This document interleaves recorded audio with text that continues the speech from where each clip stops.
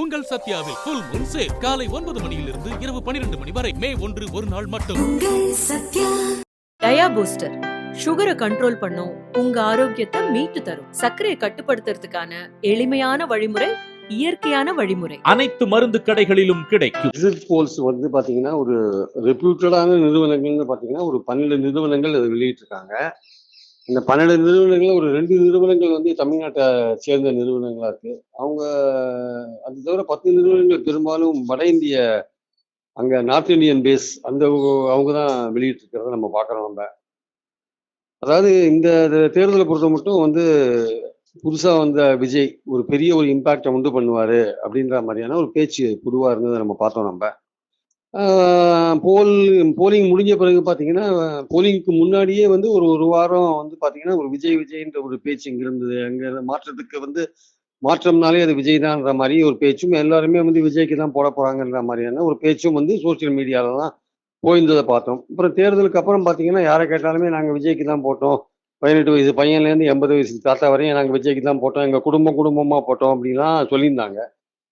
ஆனால் அது மாதிரிலாம் சொன்னதை பார்க்கும்போது எல்லாரும் சொன்னாங்க தாவேக்கா வந்து ஏதோ ஆட்சிக்கு வந்துட்ட மாதிரியே, விஜய் வந்து முதலமைச்சர் ஆயிட்ட மாதிரியே ஒரு பிரச்சாரம் பண்றது கூட சோசியல் மீடியாவில் நடந்ததை பார்த்தோம். மந்திரி சபை பட்டியலாம் கூட வெளியிட்டாங்க.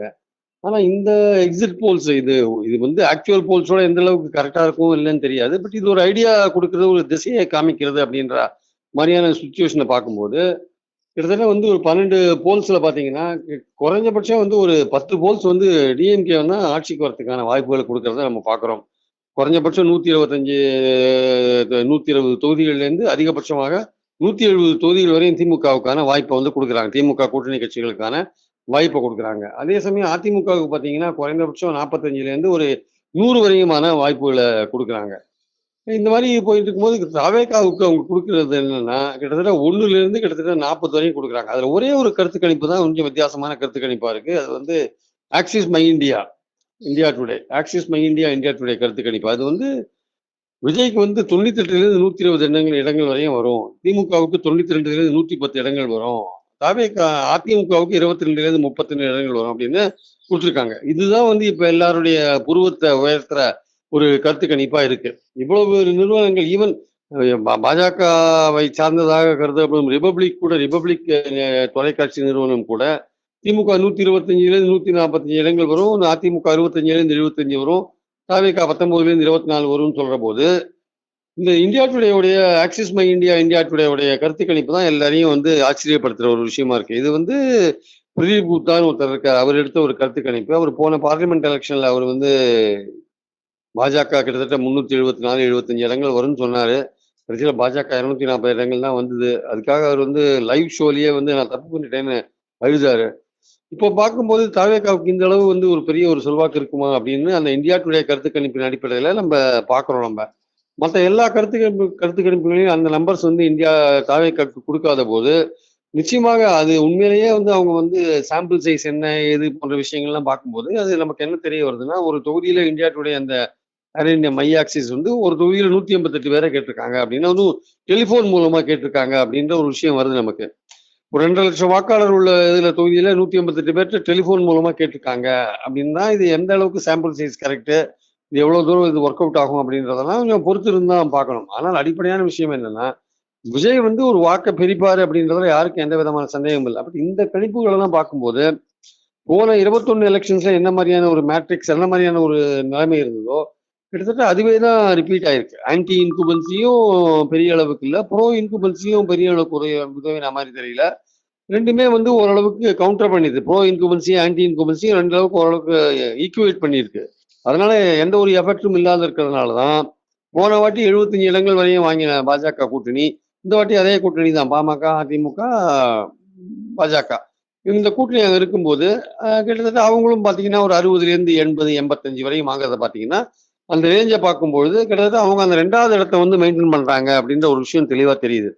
அப்போ அதே திமுக கூட்டணி மொத்தமா 153 இடங்கள் வாங்கும்போது இந்த வாட்டியும் பார்த்தீங்கன்னா 169 இடங்கள் வரையும் நிறைய பேர் கொடுத்தா கூட ஆவரேஜா ஒரு 150ல நிற்பாங்க அப்படின்ற மாதிரியான ஒரு விஷயம் தான் நமக்கு புலப்படுது. ஆக்சுவலா ஒரு ஆவரேஜா பார்க்கும்போது ஒரு 137-150க்குள்ள ஒரு போல் ஆஃப் போல்ஸ்ல பார்க்கும்போது இருப்பாங்கன்னு தெரியுது. அப்போ ஒரே ஒரு கருத்து கணிப்பு மட்டும் ஓட்டு வைப்புன்னு ஒரு கருத்து கணிப்பு மட்டும் ரொம்ப நெருங்கின ஒரு போட்டியா இருக்கும். திமுக வந்து 103லேருந்து 113, அதிமுக 114லேருந்து 124 வரும்னு குடுத்துருக்காங்க.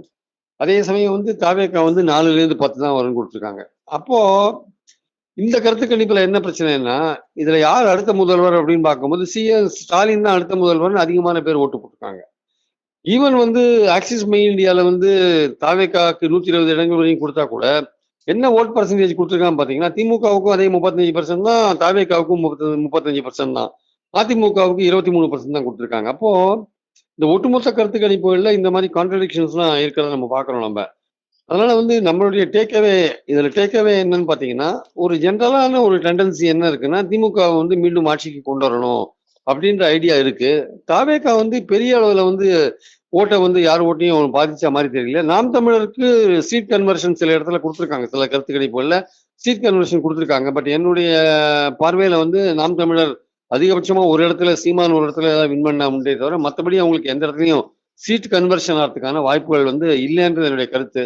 பெரும்பாலும் அது மாதிரி குடுத்தவங்க யாருன்னு பார்த்தீங்கன்னா, விஜய்க்கும், சீமானுக்கும் அது மாதிரி குடுத்தவங்க யாருன்னு பார்த்தீங்கன்னா, பெரும்பாலும் வட இந்திய ஊடகங்கள் தான் அத செஞ்சிருக்காங்க. இப்ப தமிழ்நாட்டு ஊடகங்கள் அந்த மாதிரிலாம் குடுக்கல. நாம் தமிழருக்கு 0 தான் குடுத்துருக்காங்க. ஸோ இந்த சூழல்ல பார்க்கும்போது, விஜய் யாருடைய ஓட்டை எடுத்திருப்பாரு அப்படின்றத பார்க்கும்போது, அவர் எல்லார்கிட்டேருந்தும் கொஞ்சம் கொஞ்சம் எடுத்திருப்பாரு அப்படின்றது தான் என்னுடைய கருத்து. அது எடுத்திருக்கிறது வந்து ஒரு ஆவரேஜா வந்து ஸ்டேட் வைட்ல ஜாதி, மதம் எல்லாமே பார்க்காம, ஏழை, பணக்காரன் என்று பார்க்காம எல்லாத்துலயும் கட் பண்ணியிருக்காரு. ஓட்ட எடுத்திருக்காரு அப்படின்றது தான் முக்கியமான விஷயம். அந்த ஓட்டு எடுத்திருக்கிறது வந்து அவருக்கு வந்து மெஜாரிட்டி குடுக்குற அளவுக்கு எண்ணிக்கைய கொண்டு போய் சேர்க்கல அப்படின்றது இன்னொரு முக்கியமான விஷயம். அதுதான் வந்து எல்லா கருத்து கணிப்புகளும் சொல்ற ஒரு விஷயமா நான் பார்க்கிறேன். ஒரு கருத்து கணிப்ப எக்ஸெப்ஷனா பார்த்தோம். நம்ம அதுல வந்து போல் பெர்சன்டேஜ் 2 பேருக்கும் டிஎம்கேக்கும் தாவேகாக்கும் ஒண்ணா இருக்கு. இந்த அளவுக்கு ஒரு டைட்டான கண்டெஸ்ட் குடுக்குற அளவுக்கு ஏடிஎம்கே தாவேகா தமிழ்நாட்டுல வளர்ந்திருக்கான்னா, நிச்சயமாக இந்த ஷார்ட் பீரியட்ல அது அந்த மாதிரி வளர்றதுக்கான வாய்ப்பே கிடையாது என்பது என்னுடைய உறுதியான கருத்து. தாவேகா ஆட்சிக்கு வரதுக்கான வாய்ப்பே கிடையாது என்பது என்னுடைய உறுதியான கருத்து. ஸோ இன்னைக்கு பார்க்கும்பொழுது இந்த கட்சிகள் திமுக, அதிமுக கட்சிகள் தங்களுடைய பிரதான இடத்தை 1ஆம் இடத்தையும், 2ஆம் இடத்தையும் தக்க வைக்கிற அளவுக்கு தான் இந்த கருத்து கணிப்புகள் நமக்கு சுட்டிக்காட்டுது. அந்த திசையை தான் நமக்கு சுட்டிக்காட்டுதே தவிர, புதுசா வந்திருக்கிற தாவேகா வந்து பெரிய ஒரு மாறுதலை கொண்டு வந்துருவார் அப்படின்ற மாதிரியான ஈவன் இந்த சீட் கன்வர்ஷன்ஸ் எல்லாம் கூட எனக்கு அந்த அளவுக்கு ஒரு நம்பிக்கை ஊட்டுற விஷயமா தெரியல. வட இந்திய ஊடகங்கள் கொடுத்துருக்காங்களே தவிர, அது ஆக்சுவல் ப்ரொஜெக்ஷன்ஸா இருக்குமான்றது ஒரு கேள்விக்குறியான ஒரு பாயிண்டா நான் பாக்குறேன். இது வந்து நிச்சயமா திமுகவுக்கு ரொம்ப உற்சாகம் கொடுக்கிற விஷயமாகும். அதே சமயம் அதிமுகவுக்கு கொஞ்சம் அவங்கள சோர்வடைய செய்யற விஷயமாவும் இருக்கிறதுக்கான வாய்ப்புகள் இருக்கு. ஏன்னா எப்படி பார்த்தாலும் மெஜாரிட்டி வந்து அவங்களுக்கு வந்து 2வது பொசிஷன் தான் கொடுக்குறாங்க. 3வது வந்து தாவேகாவினர் வந்து இந்தியா டுடேவுடைய கருத்து கணிப்பை எடுத்து வைத்துக் கொண்டு கொண்டாடுவதற்கான வாய்ப்புகள் இருக்கிறது. அவங்க ஏற்கனவே சோசியல் மீடியால ரொம்ப பலமா இருக்கிறதுனால அந்த ஒரு சத்தம் ரொம்ப அதிகமா கேட்கறதுக்கான வாய்ப்பு இருக்கு. என்டிகேவும் வந்து அவங்க ஓட் பெர்சன்டேஜ் இன்க்ரீஸ் பண்ணுவாங்களான்றது எனக்கு சந்தேகத்துக்குரிய ஒரு விஷயமா இருக்கு. அவங்களுக்கு கொஞ்சம் குறையறதுக்கு வாய்ப்பு இருக்கே தவிர கூடுவதற்கான வாய்ப்பு ரொம்ப குறைவு. ஏன்னா அந்த இடத்துல வந்து தாவேகா அங்கேயும் டேமேஜ் பண்றாங்க. அதனால வந்து அதிமுக வந்து ஏறாததுக்கு காரணம் ஒருவேளை தாவேகா வந்து வன்னியர் ஓட்டுகளை பாமகவோட கூட்டணியில் இருந்தா கூட வன்னியர் ஓட்டுகளை தூக்குறது ஒரு காரணமா இருக்கலாம். ஆனா இன்னொரு விஷயமும் முக்கியமா சொல்லி ஆகணும். இந்த கருத்து கணிப்புகள் போறதை பார்க்கும்போது திமுகவுடைய கூட்டணி கட்சிகள் வந்து அது போட்டி போடுற இடங்கள்ல கிட்டத்தட்ட தாவேகா வந்து தன்னுடைய கைவரிசையை காமிச்சிருக்குமோன்ற ஒரு எண்ணம் வருது. உதாரணமா காங்கிரஸும் விடுதலை சிறுத்தைகள் அவங்க தேமுதிக போட்டி போடுற இடங்கள்ல விஜய் தனது கைவரிசையை காட்டியிருப்பாரோ அப்படின்ற ஒரு எண்ணம் இருக்கு. அதே மாதிரி பாத்தீங்கன்னா பாஜக போட்டி போடுற இடங்கள்ல, தினகரன் போட்டி போடுற இடங்கள்ல ஏற்கனவே அவங்க சசிகலா ஓட்டை பிரிக்கிறதுனால இவரும் கொஞ்சம் தன் பங்குக்கு ஓட்டை பிரிச்சுட்டு அவங்க அதிமுக எதிர்பார்த்த அளவுக்கு எண்ணிக்கை மேல ஏறாது இருக்கிறதுக்கு காரணம் அதுவா கூட இருக்கக்கூடும் என்பது என்னுடைய கருத்து.